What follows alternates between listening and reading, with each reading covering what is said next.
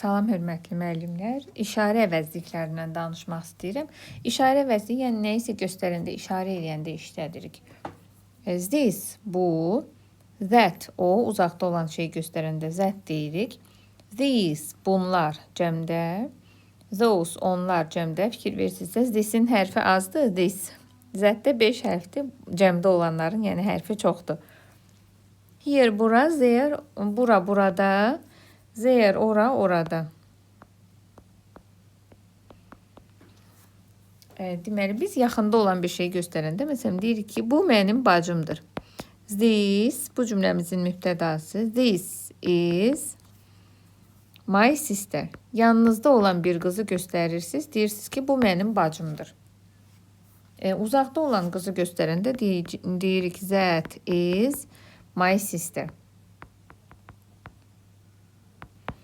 Deməli, yaxında olan tək bir şeyi göstərmək üçün uzaqda olan tək bir şey. This is a pen, ən məşhur misal.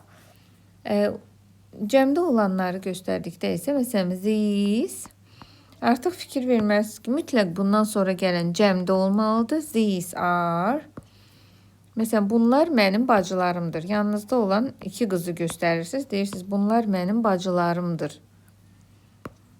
Və yaxud da uzaqda olanları göstərirsiniz ki, tak ki, həyətdə 2 dənə qızı göstərirsiniz, deyirsiniz, those are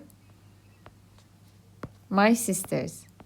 Fikir verdinizsə, this'dən sonra həmişə təkdə gəldi, those'dan sonra cəmdə gəldi. Bunlardan sonra isim də gələ bilər. Yəni, məsələn, mən deyirəm ki, this book is red. Bu kitab qırmızıdır. Uzaqda olan kitabı göstərirəmsə, deyirəm, that book is red. Yaxında olan kitabları göstərirəmsə, fikir verirsinizsə, onu deyəcəm, these books, mütləq books. Yəni, this books demək səhvdir. These books, bundan sonra da mütləq are, is olmaz, are red. Eləcə də uzaqda olan kitabları göstərsək, those books, mütləq books, are red. Here, bura, burada, there də ora, oradadır. Məsələn, tutaq ki, mən deyirəm ki, mənim açarlarım buradadır. My keys are here.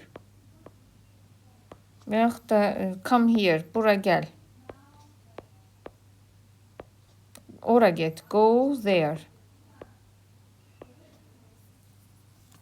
Və s. Bunlara aid misallar deyə cümlələr göndərəcəm.